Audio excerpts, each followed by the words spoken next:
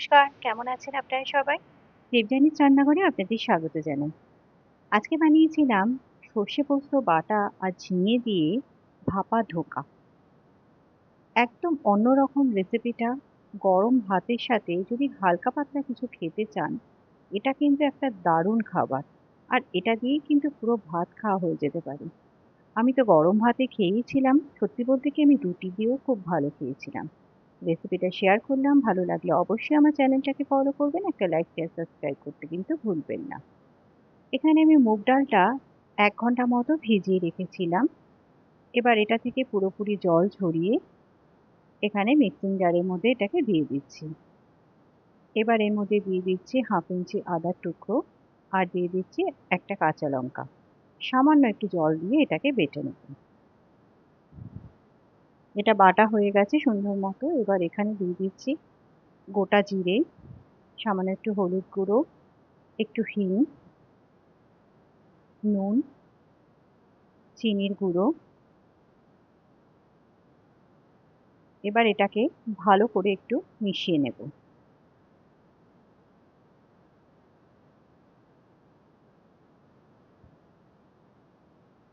এটা ভালো করে মিশে গেছে। এবার এখানে আমি একটা প্লেট নিয়ে নিয়েছি, সেটাকে আমি ভালো করে তেল মাখিয়ে নিয়েছি। এবার এখানে গরম জল বসিয়ে দিয়েছি। এই প্লেটটাকে এখানে বসিয়ে এটাকে ঢাকা দিয়ে 10 থেকে 15 মিনিট রেখে দেবো। মিনিট 15 বাদে আমি এটাকে দেখে নিচ্ছি। দেখুন সাইডটা কিন্তু এটা ছেড়ে দিয়েছে, মানে এটা কিন্তু একদম হয়ে গেছে। আমি একটা কাঠিও ঢুকিয়ে দেখে নিলাম, একদম পরিষ্কার এসছে, মানে এটা কিন্তু হয়ে গেছে। এটা নামিয়ে একদম পুরোপুরি ঠান্ডা করে নেব। ততক্ষণে আমি মিক্সিং জারের মধ্যে একটা পেস্ট বানিয়ে নিচ্ছি। তার জন্য দিয়ে দিচ্ছি আমি 2 টেবিল স্পুন সর্ষে আর 1 টেবিল স্পুন পোস্ত।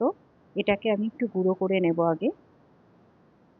এটা গুঁড়ো হয়ে গেছে। এর মধ্যে সামান্য একটু নুন আর একটা কাঁচা লঙ্কা আর সামান্য একটু জল দিয়ে এটাকে বেটে নেব। এটাও বাটা হয়ে গেছে। এটা আমি ঝিঙে দিয়ে করব যেহেতু, সেই জন্য এখানে ঝিঙেগুলোকে আমি কেটে নিয়েছি। আর এখানে আমি এটা ডিমোল্ডিংটা আপনাদের দেখাতে ভুলে গেছি, আমি ভিডিওটা অন করতে ভুলে গেছিলাম। এটা কিন্তু খুব সুন্দরভাবে বেরিয়ে এসছে, দেখতেই পাচ্ছেন। এবার এটাকে এইভাবে আমি বরফির মতো শেপ দিয়ে নিচ্ছি। আপনারা যে কোনো শেপই কিন্তু এখানে দিতে পারেন। এটা সবকটা আমি কেটে নিয়েছি। এবার এখানে কড়াইতে দিয়ে দিচ্ছি বেশ কিছুটা পরিমাণ সর্ষের তেল, দিয়ে দিচ্ছি কালো জিরে ফোড়ন, কাঁচা লঙ্কা। এটা একটু ভাজা হতে দেব। এবার এখানে ঝিঙেটা ছেড়ে দিচ্ছি।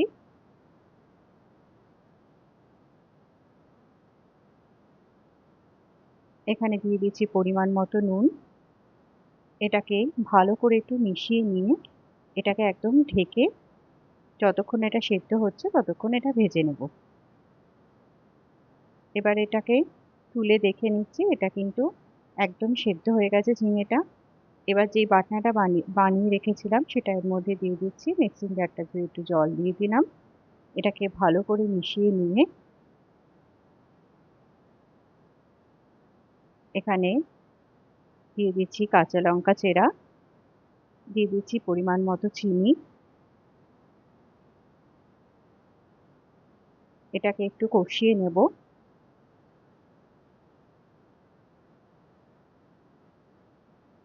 এটা কিন্তু মোটামুটি ভালো মতো কষে গেছে। এবার এখানে পরিমাণ মতো জল দিয়ে দিচ্ছি।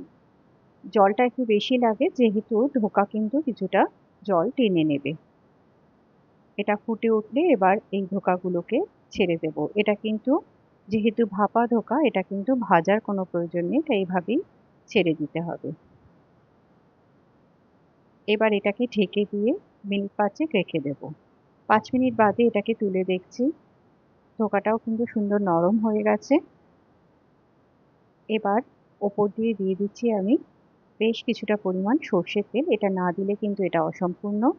এবার গ্যাসটাকে বন্ধ করে 10 মিনিট এটাকে এভাবেই রেখে দেবো।